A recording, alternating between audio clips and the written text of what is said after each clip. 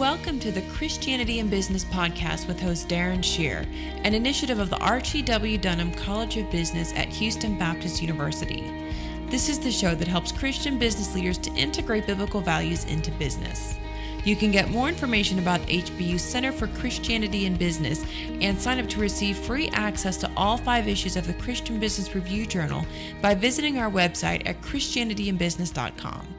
On this episode, we're joined by Jason and Noelle Cosby. Jason and Noelle are the co-founders of the Awake Coffee Community and the Awake School of Marketplace Leadership, and which is a very interesting combination. The way they blend these two is because they have a passion for discipleship and also for business, and they use the coffee company as a context to make disciples, which is pretty incredible. And they're going to be sharing more about that and how they're making an impact not only in communities, but around the world. And the website is awakecoffee.co. Jason, Noelle, welcome to the Christianity and Business Podcast. Hey, thank you for having us, Darren. Thank you. Thank you so much. So what is the Awake Coffee Community for our listeners?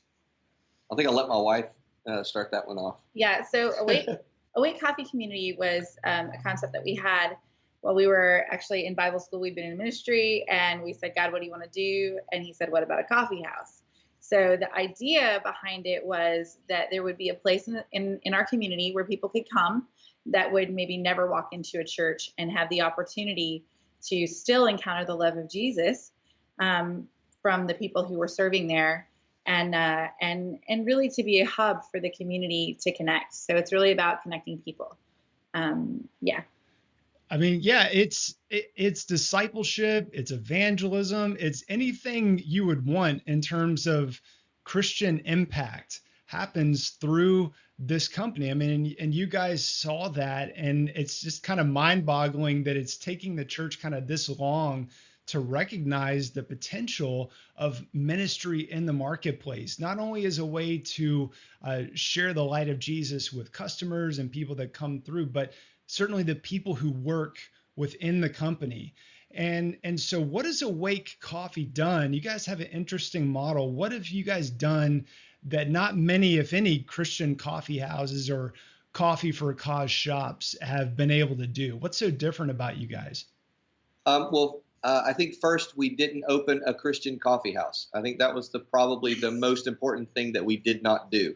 I think what we did was we just happened to be just faithful lovers of God. Wait a second. What's a Christian coffee house, and why do you phrase it that way?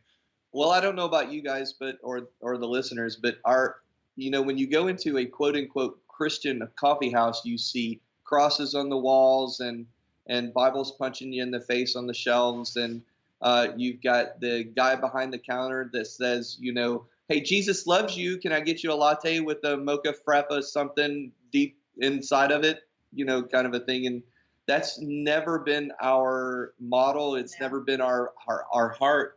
I mean, how are you going to reach the world when you're just another swimming pool for Christians to hang out in? Yeah. And so the idea was that we would create a place that would be a third space, that it doesn't look like a church would look. Yeah. I take that back. We actually do look like the church should look, but we don't look like a church, if that makes sense. Sure. In the way that we would say it. So, Noelle, you want to add to that? Or? Yeah, I think that the biggest thing was, people, we've had people that are, faithful churchgoers come in and go, well, why don't y'all put a scripture on the wall? We're in the South, so it sounds just like that. And we said, well, we do have them on the walls, but they're under the paint. Because we have spent time in prayer and, believing God in faith that he's going to do what he said he's going to do in this space. But at the same time, it is not at all designed to repel anyone that would maybe say, I've had a bad experience with church. I don't really want to be in that type of an environment. So we try to create that through just the service that we have and the prayer that we put in behind it. Yeah. Darren, and we don't just turn away from the Christian label. That we don't. Well, let me say this: we turn away from the Christian label, but we don't repel being believers. Yeah. Right. You know, that's not the concept. And I don't want that to be anybody's thought processes either. We believe that your words can say some, but your actions can say so much more. And so when someone comes into the coffee house, though they have no idea what goes on in here from a day-to-day basis, we hear all the time, there is just something different about this place. What's that aura? What's that? You have good vibes. You got good vibes in here. What is that? And, you know, it's the. We get to introduce him to the Lord that way. Yeah, you get to tell him who it is. Yeah. And I love that sometimes when the Christians find out that we are a believers who have a coffee house, they recognize that something Christian can be done with excellence. I think there's been such a stigmatism on Christianity doing things kind of okay somewhat and not excellent. Our coffee is excellent, and we are believers. And to paraphrase C.S. Lewis, who said, we don't need more Christian books, we need more books written by Christians. It's like you could say that about, you know, auto dealerships or coffee houses. We don't need more Christian coffee houses. We need more coffee houses run by Christians. Yeah. You know, and one of the incredible things that you guys are doing is this Awake School of Marketplace Leadership. How does that synergize with the coffee house? Well, that's the brainchild of this beautiful woman, so I'll let her go with that one. So it's been a long time passion of mine, because I was not raised in church, to do two things. One, to help young people and young adults that say, I have a call to ministry, but I don't see myself behind a pulpit, helping them being equipped and empowered and inspired to pursue God in every sphere of influence, wherever they're at. And then secondly, creating a really passionate desire, a revival fire inside of young people to see the need for evangelism and to see the need that there's someone that is broken, that in your right in front of you, that you have the opportunity to just be Jesus with skin on. And it doesn't have, nobody has to get famous because of it. It's just be him where you are in the atmosphere, and do it every day, and lifestyle Christianity, and actually teaching them that. And then not just teaching it in a classroom setting, but actually activating that in the coffee house marketplace leadership classroom, where they spend most of their time actually in practicum doing and activating what they're learning, not just learning it. Yeah, it's not just great ideas. Literally, the coffee house is a classroom for those that serve here. Yeah. So can you give us maybe a hypothetical or a real world scenario where somebody picked up something in the classroom, they went to work in the coffee house, there was a person who came in contact with this person who had been transformed by some new truth that had just gotten deep inside of them, that then made an impact on that customer who walked through? What does that look like? Wow, that's so that happens a lot and around here. One story that's really coming to mind is a young man who, when we very first started, we had gotten interviewed by a local newspaper. They ran our story. We talked about being willing to work with young adults that maybe have like anxiety or social issues, because community is such a core of what we do, and we're willing to help them move, transition if they're stuck. And so this mom contacts me, and she's got a 21-year-old son. And I said, hey, you know what? I'd love to meet him, but I want to talk to him. And because this has to be his decision to be a part of what we're doing. Anyway, the young man came in with terrible social anxiety. And he just didn't want to talk to anybody, but through a process of being with us for a year, and this is early on in the program when we started, he graduated. And then I get a letter from him about 3 months later telling me, thank you so much for allowing me to be a part of this. By the way, I am teaching and substituting at middle school. So wow. It was able to really see a complete transformation into scared of everyone to teaching middle schoolers. If you have social anxiety, teaching middle school as a substitute teacher is probably the last place you would want to go. Right. Another really good story is Adam, who's, we have a guy here. He's middle, was he in his 30s yet? He's in his mid-30s. Yeah, he was in an accident last year where he had a traumatic brain injury, and him and his wife were just happening to come into the coffee house and get tea every once in a while. And then one day they just kind of stopped and was talking to me. And as he was talking to me, he said, I don't understand why you guys you're so nice. This is so unique of a place. And you're like the owner, which we don't really have an owner, but you're like the owner of this coffee shop, and yet you stop to talk to me and you stop to engage with me. I just don't understand. And right then and there, I just tell you, because I just believe that God has given us, every person that walks into this place needs an encounter with him. And we believe that. And so I said that to him. It wasn't maybe a few months later that he came in. His wife had left. I don't think he would mind me sharing that because he shares it. They were in a really distraught situation. They were struggling in their marriage. They have a brand new daughter. He's struggling with learning how to live all over again. And he comes into the coffee house, happens to be what we call a second Friday night, where we are in worship in the middle of the coffee house. The doors are wide open, and he encounters God immediately and was like, what is this? What's going on? And I shared with him, I said, you know what, just sit down in the chair and relax. Just let worship just kind of bathe you and just rest. We'll talk afterwards. I think he maybe sat there 5 minutes. He was up in the middle of the floor in a room probably full of 25 to 30 people. Yeah. And he gave his heart to the Lord right there in the middle of the room. And he said, I can't stand this anymore. Yeah. I want more of this. If this is you, God, I want more of this. And and now he's gone so far. He serves here at the coffee house 2 shifts a week.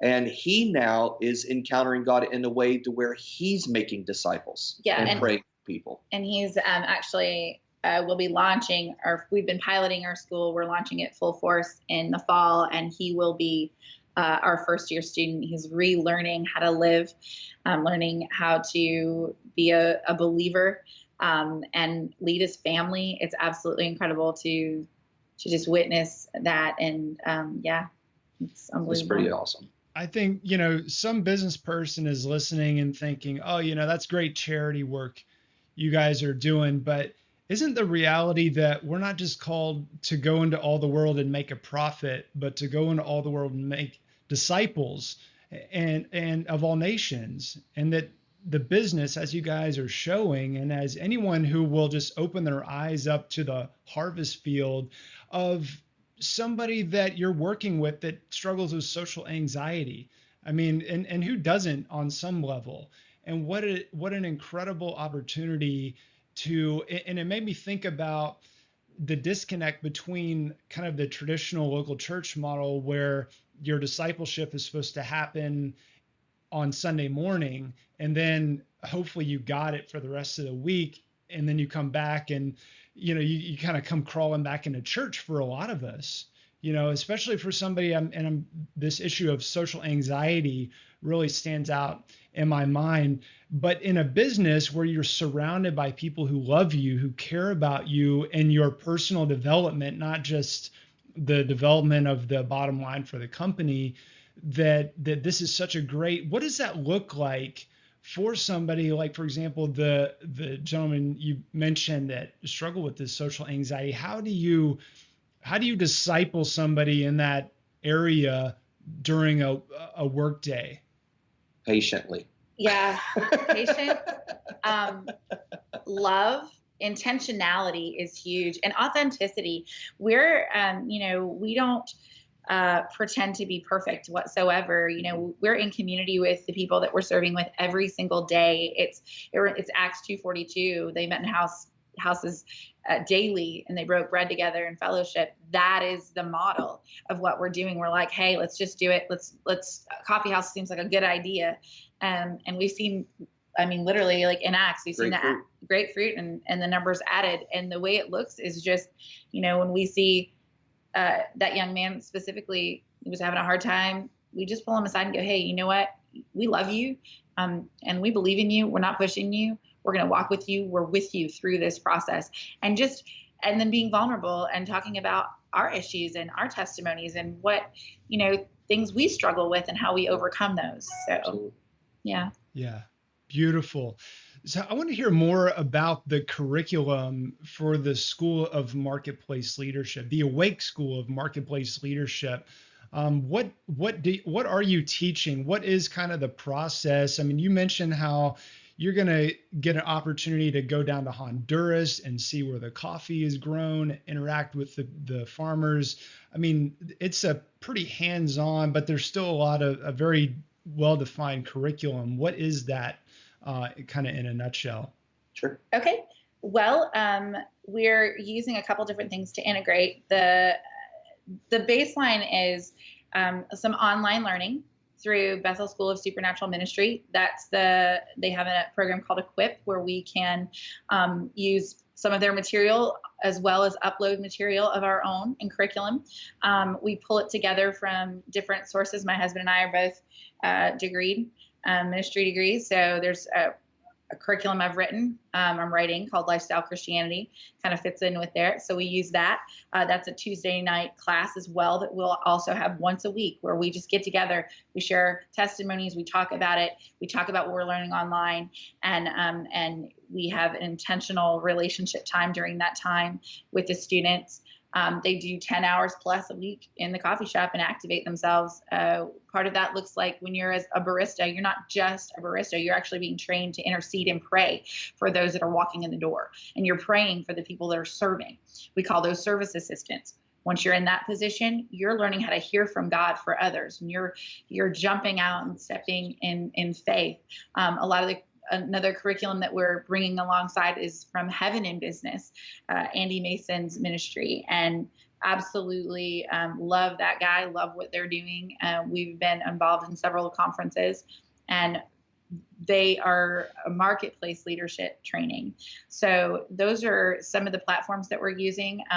Definitely the students are also required to do community initiative outreach of some sort to serve the community outside of what they're doing just in the coffee shop, to engage with the community. We do prayer walks, but everything's as you go. It's journey based. It's a discipleship model that Jesus used. Hey, come follow me. And then let's sit down and talk about it. And so that's really the curriculum and the model that we're using. There's, obviously there's reading and there's essays and things like that, because we want to make sure that not only are you getting the information, but that you're able to digest it and understand it and break it down. Yeah.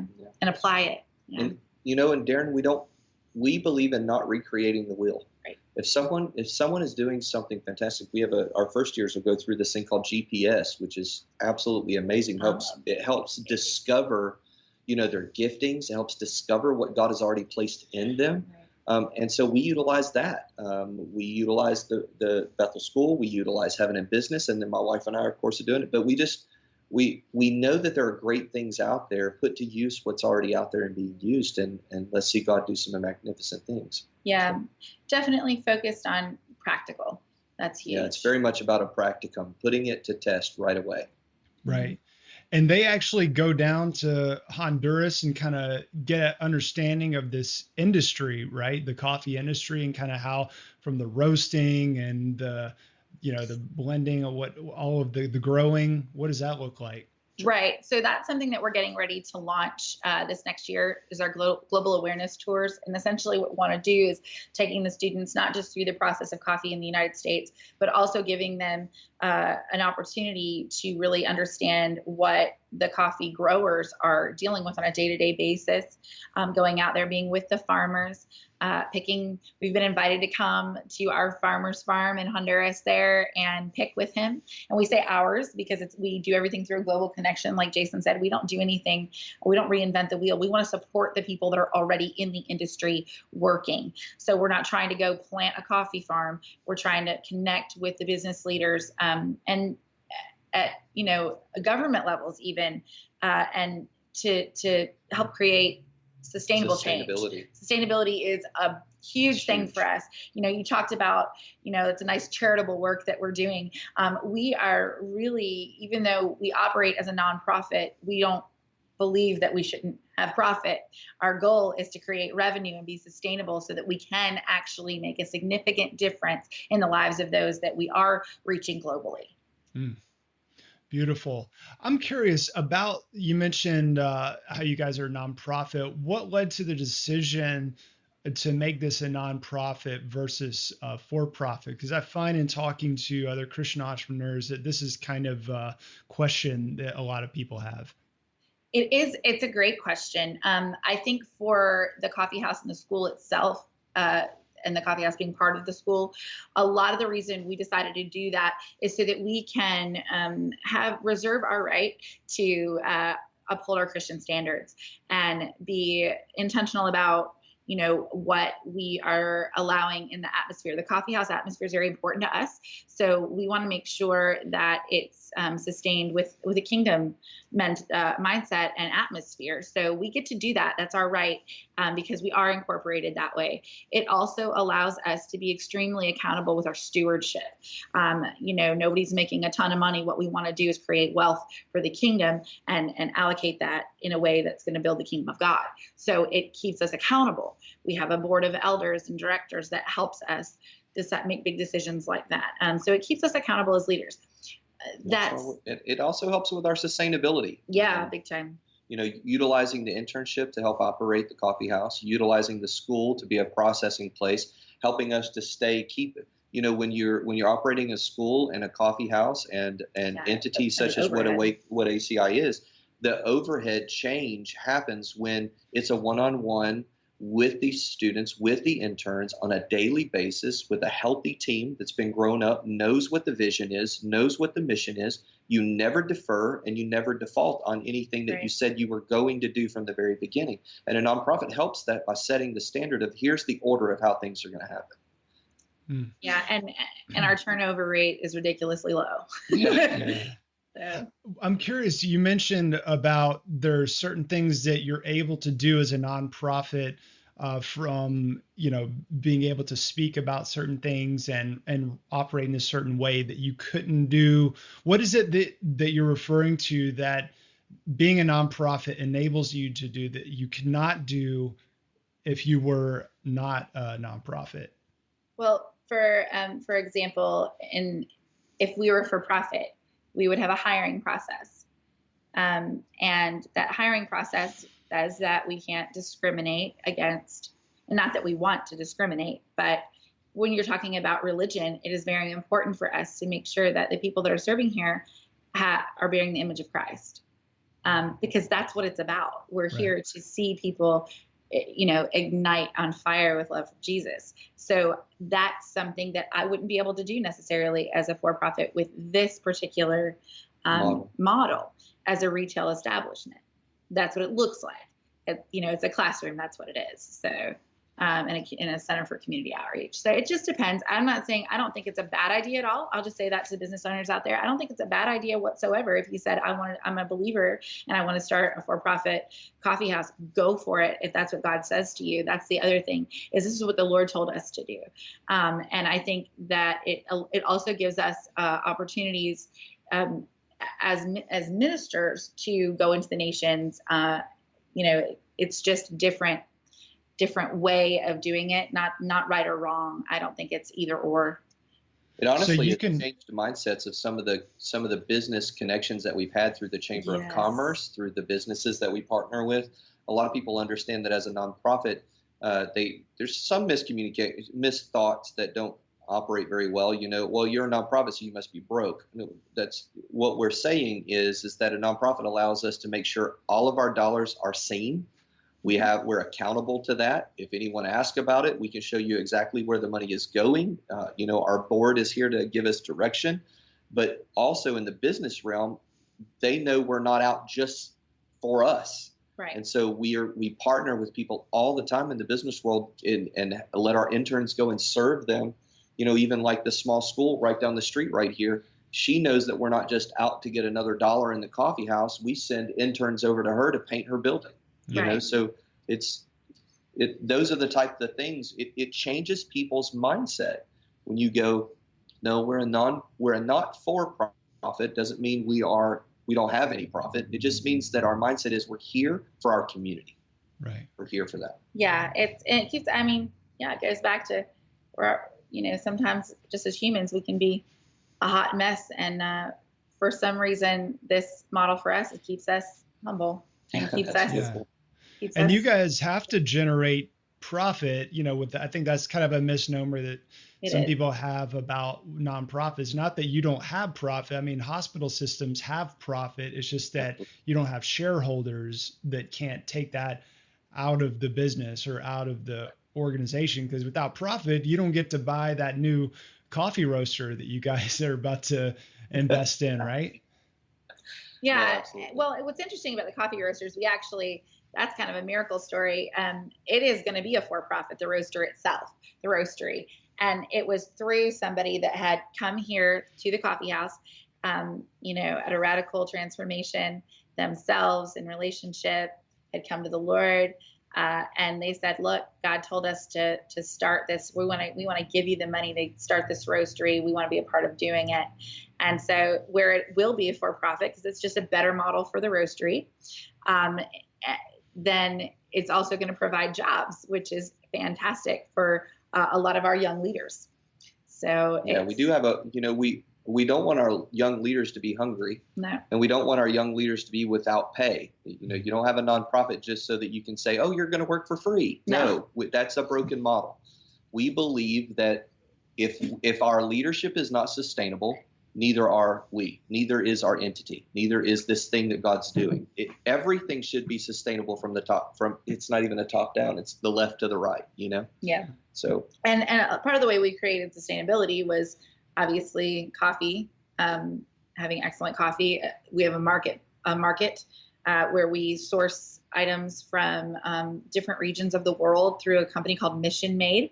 So they're working with Haiti and Guatemala and Ecuador. They're working with trafficking victims, and they produce beautiful jewelry and different products. We get to tell their story, and that also creates revenue. We're just try to be smart business people at the same time. Yeah. Awesome.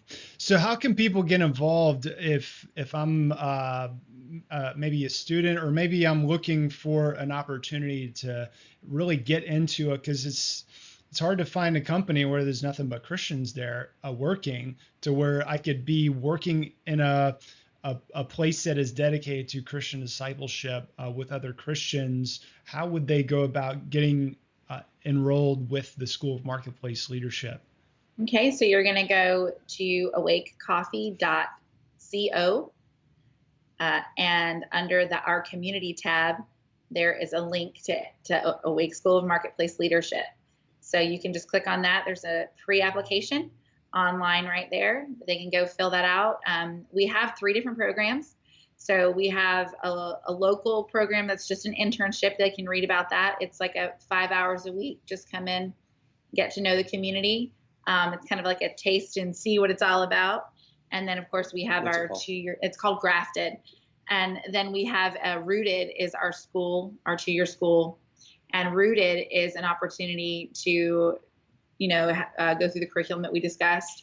And that's also there in that pre-application. Just click on Rooted, fill that out. And then we also have a 3rd-year program that can be for someone, say you went to Bible school, or you've already been in marketplace leadership and you're like, I just want to take it to the next level. I really want to dig in, but I'm already working in my industry. We have a program called Cultivate, and that's also there on that pre-application online. And what that's about is it's an opportunity to actually have one-on-one mentorship, and we do destiny coaching through that. So we look at what is God saying to you, and in your place where you are right now, and how do we help you walk through that? Now, that's only available, obviously, by interview and invitation only, unless you've been through our 2-year school. Then it's a 3rd-year option.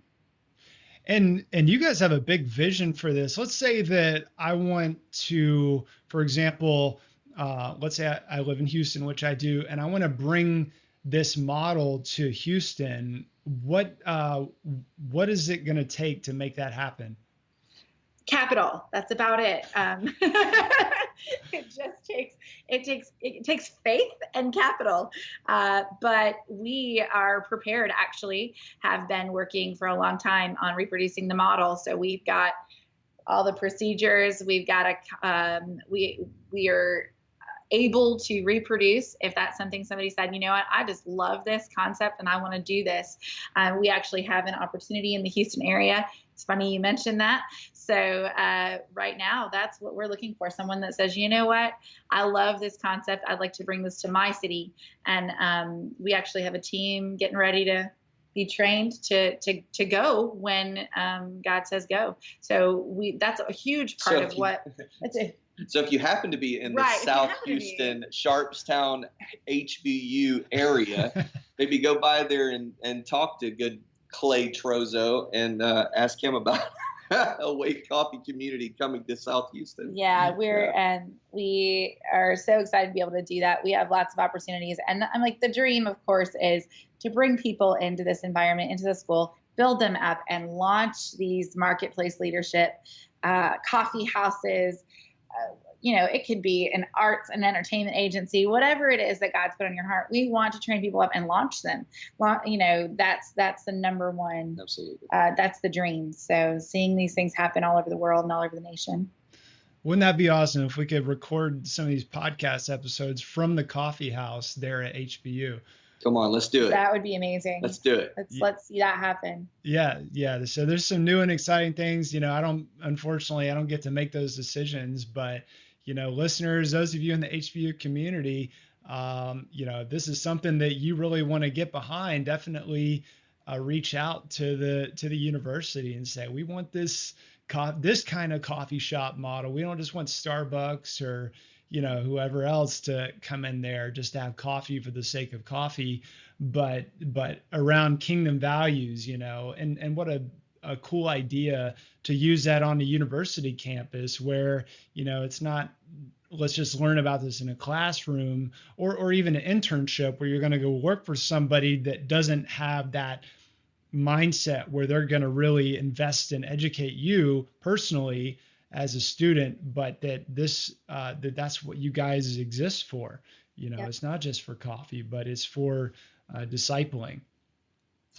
Yeah, and I would say to any of the students in that area that would be interested, one thing we can guarantee is that you'll find a community that loves you, that supports you, and that will dream with you and believe with you for whatever God says for your life, because that's really what it's all about. Beautiful. Yeah. Well, as we wrap it up here, what would be a parting piece of advice you would leave with our Christian business professionals today? Seek first the kingdom of God and his righteousness, and all these things shall be added unto you. Right. And we have two really important things that we teach here as well after that, of course. But and one is, blessed are the flexible, for they shall not be bent out of shape. Yes. That's one. And then the other one is. What verse is that? I think it's in the extra beatitudes. Yes. And then we also say interdependency is so much more important than independency, and to see one another lifted up before the Lord means that you get to see someone else succeed, and and you can find joy in that, absolute joy in that. Yeah, just love Jesus. Be happy. He loves you. I mean, be in a good mood. It's okay to be in a good mood and own a business. It's really okay. He's in a good mood. He's proud of you. That's what I would say. Yeah. Amen. Well, may God continue to bless Awake, the coffee community, the School of Marketplace Leadership, the communities that you guys are starting, and that God has already birthed in his heart, and that he's already birthed it in your heart, and he's going to birth it in other people's hearts, that they would then bring this model to their own community. And may God continue to bless everything you put your hand to, your mind, your heart into, and your family. And thanks for your time today. Thank you so much, Darren. Really enjoyed this, man.